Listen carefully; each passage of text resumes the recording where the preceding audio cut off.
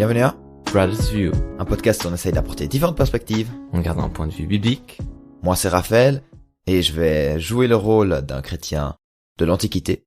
Et moi c'est Michael, et je vais représenter les chrétiens évangéliques actuels.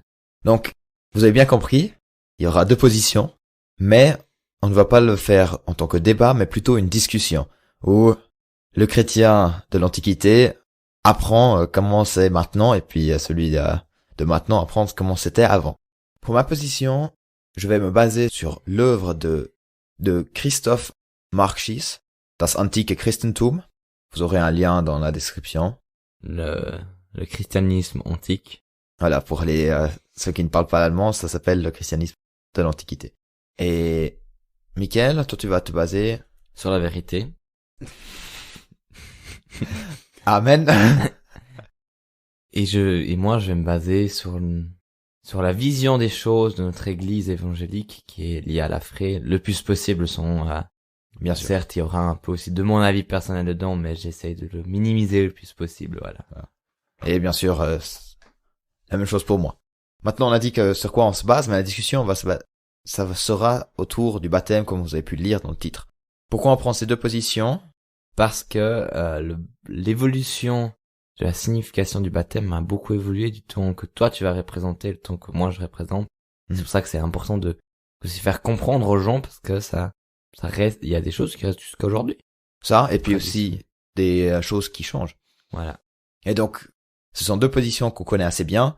Moi, parce que je viens de faire une présentation sur ça, et Mickaël, parce que, en fait, on a appris tout ça depuis notre enfance. On va dire ça comme ça. Ainsi, passons à la discussion.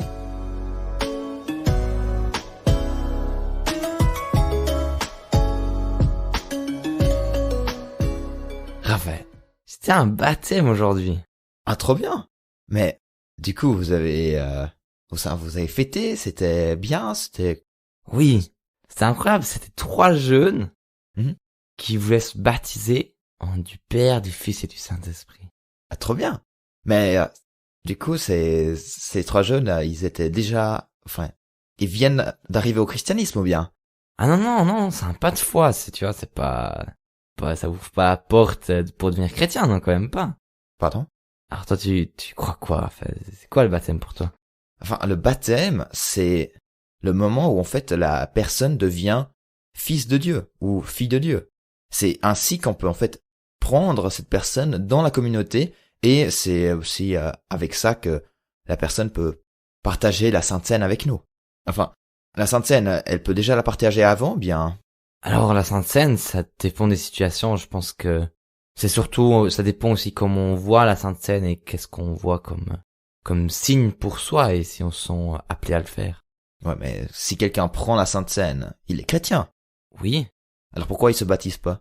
Parce que c'est un pas que tu choisis individuellement, c'est pas, tu deviens pas chrétien par le baptême de notre idéologie. Alors chez nous, c'est le premier pas en fait. C'est si tu veux devenir chrétien, ben tu passes par le baptême. Alors il y a toute une préparation en plus. Vous vous préparez pour le baptême ou bien? Oui, on a un petit cours où on essaie de chercher la signification du baptême et qu'est-ce qui se passe à travers ce signe de l'immersion dans l'eau. Ok. Et c'est quoi ce signe du coup?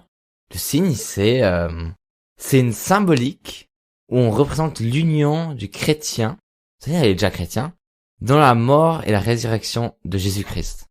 Alors on se lie un peu à ce que Jésus-Christ a fait pour nous.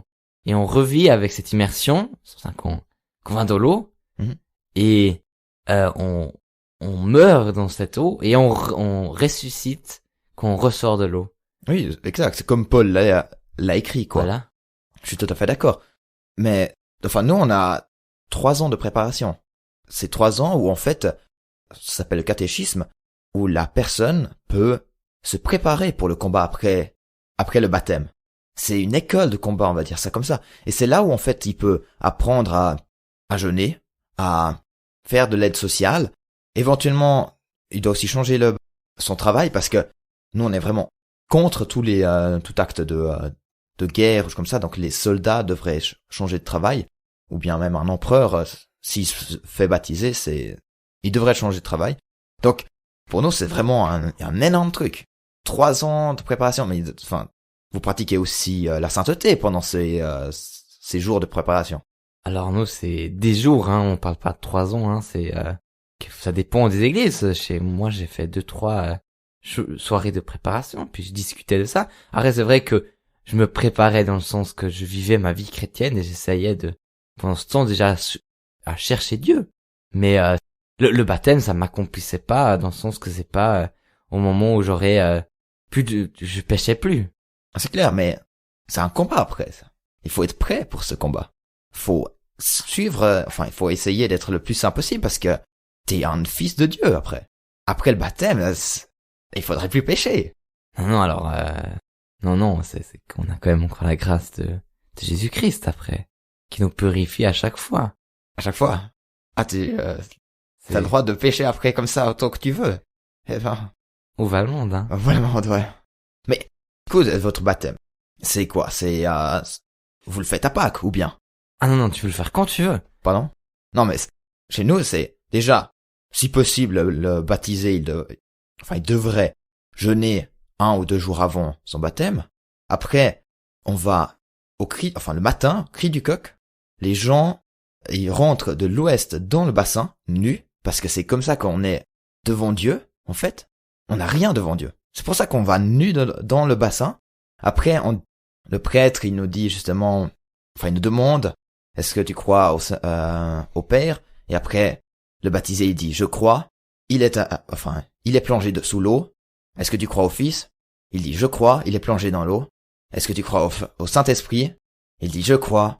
Il est plongé dans l'eau. Et après, il ressort à l'est, là où le soleil se lève, où ça représente justement cette nouvelle vie qu'il a en Christ. Et en même temps, il reçoit un habit blanc qu'il garde pendant 1 semaine.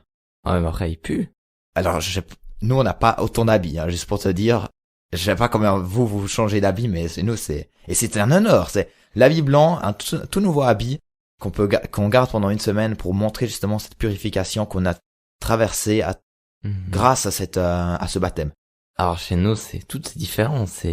On peut se baptiser à chaque moment et où on veut. Le plus important, dans le sens, on veut garder cette symbolique de plonger dans l'eau.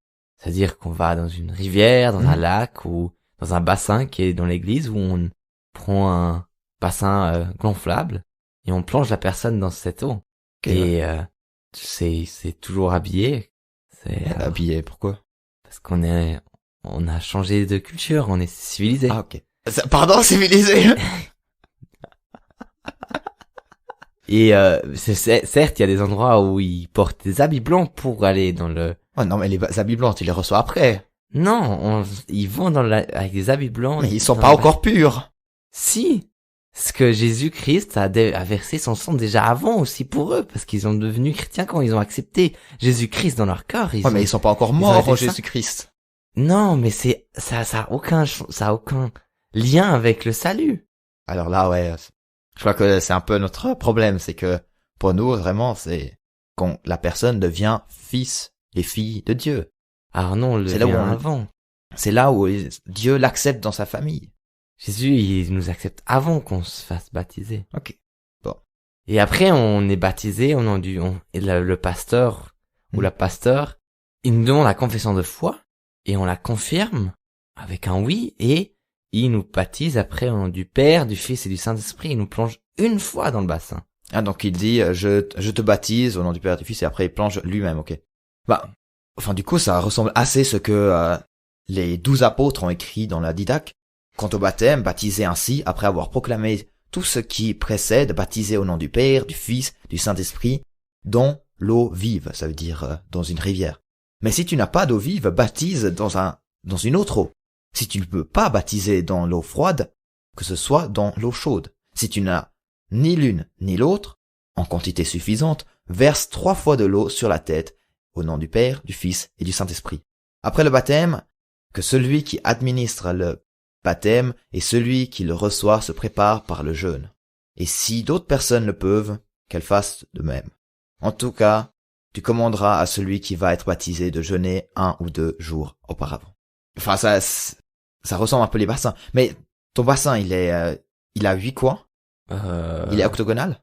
Il peut être rond, carré, triangle, Enfin, parce que 8, ovale. c'est fort, hein, c'est la symbolique enfin, 8 représente la nouvelle naissance. Alors C'est non. pour ça que certains bassins, chez nous, ils sont octogonales. Alors non, chez nous, ça n'a pas un rôle. Ok.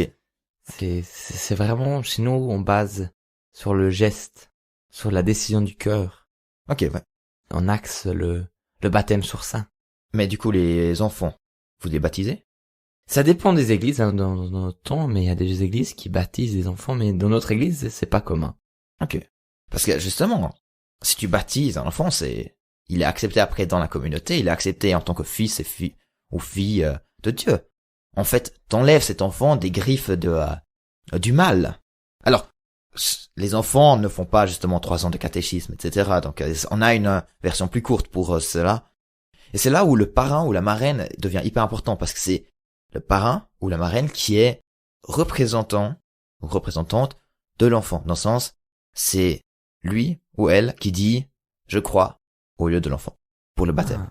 Et après, c'est aussi eux qui sont responsables pour la vie spirituelle, pour leur foi. En fait, c'est les parents spirituels. Donc ouais. Alors chez nous, on présente les enfants à Dieu et devant la communauté pour les remettre à lui et prier pour eux et pour les protéger. Mais on n'a pas de baptême spécifique pour les enfants pour les enlever des griffes du diable. Ouais, mais du coup, les enfants ne sont pas enfants de Dieu. Si. Ok. Ouais, à nouveau là, on n'est pas d'accord, on pense pas de la même manière. Par contre, par rapport au diable encore, le prêtre, il vient avec de l'huile d'onction après que la personne soit baptisée, et puis dessine une croix sur son front. Et ainsi, en fait, par l'eau et l'huile, le baptisé peut demander la purification et la venue de l'esprit sur sa vie. Mhm. C'est comme ça qu'on lie en fait l'esprit avec aussi. Parce que oui, on reçoit l'esprit après le baptême. Je sais pas, vous mettez aussi les mains sur les gens pour prier pour le Saint-Esprit, ou bien encore dans l'eau, dehors. Oui, alors les gens quand ils ont fini d'être baptisés, ils s'habillent avec des habits secs, puis ils reviennent et après on prie pour eux pour qu'ils reçoivent la bénédiction et la protection et le Saint-Esprit. Ok, ouais. Assez proche en fait, sauf que vous avez séparé un peu Vous mettez de l'huile en fait? Dans notre église, on le fait pas. Ah, ok. Après, il y a des églises qui gardent cette tradition et cette symbolique de l'huile, l'onction de l'huile. Mais pour le Saint-Esprit, pour demander le Saint-Esprit après le baptême. Non, non. Ah, ok, ouais. Pas que je sache. Après, je connais pas tout le monde, mais chez Oui, nous, non, ok. on le fait pas avec. Ok. Et enfin, j'avais dit on avait un truc raccourci pour les enfants, mais on a aussi une version raccourcie pour les personnes qui sont malades, enfin qui peuvent pas faire le catéchisme, ou bien qui sont en train de mourir. Donc qui sont en train de mourir puis ils veulent quand même être enfants de Dieu. Là, on baptise aussi dans leur lit. Il y a moins d'eau, mais justement, c'est quelque chose que des gens font parce qu'ils veulent pas avoir les conséquences économiques et sociales, parce que Dieu au fait de suivre justement ce catéchisme. Justement, certains ne veulent pas changer de travail. Ouais, c'est vraiment bizarre que les gens vous prendraient sans problème de l'or qu'on leur donnerait après le culte, mais la purification de l'âme, ils veulent l'attendre encore avant leur mort. C'est dommage, selon moi. Mais donc vous avez aussi des baptêmes pour les malades enfin, est-ce que vous baptisez les malades? Peut-être pas, parce que vous dites que ils sont de toute façon fils et filles de Dieu, donc. Alors s'ils sont dans leur lit de mort, je pense pas que, comme ils n'ont pas besoin de ce baptême parce qu'ils sont fils ou fils de Dieu différemment, en reconnaissant Jésus-Christ en tant que ton sauveur, le baptême n'est pas obligé d'être fait à ce moment-là. Alors voilà. Okay. En fait, ça ressemble un peu au baptême que nous on dit que les gens persécutés ont. Ils vivent en fait déjà leur vie chrétienne dans leur sang. Donc ils ont le baptême dans le sang. Ça Oui, ressemble un peu à ça, quoi. Ça ressemble à ça, si tu peux. Sauf qu'ils sont pas persécutés, non, ils sont juste en train de mourir, puis ils ont pas voulu se baptiser avant. Non, mais c'est encore plus beau si quelqu'un reconnaît avant de mourir que... Ouais, mais tu le baptises après. Non. Ah. À la croix, Raphaël. Oui. Mais qu'est-ce qu'il y a? Il y avait Jésus et deux brigands. Oui. Tu connais bien cette histoire. Bien sûr. Tu le dis à chaque fois à Pâques, je pense. Ça, je ne suis pas sûr. Et Jésus dit quoi, hein, de ces brigands, Raphaël? Ben, je te dis aujourd'hui, tu seras avec moi au ciel. Et ça dépend en fait où tu mets la virgule. C'est ou bien je te dis aujourd'hui, tu seras avec moi au ciel, ou bien je te dis aujourd'hui, tu seras avec moi au ciel. Tu vois quoi dans ces mots qui est dit de Jésus-Christ? Ben, il sera sauvé. Et puis, la pluie tomba?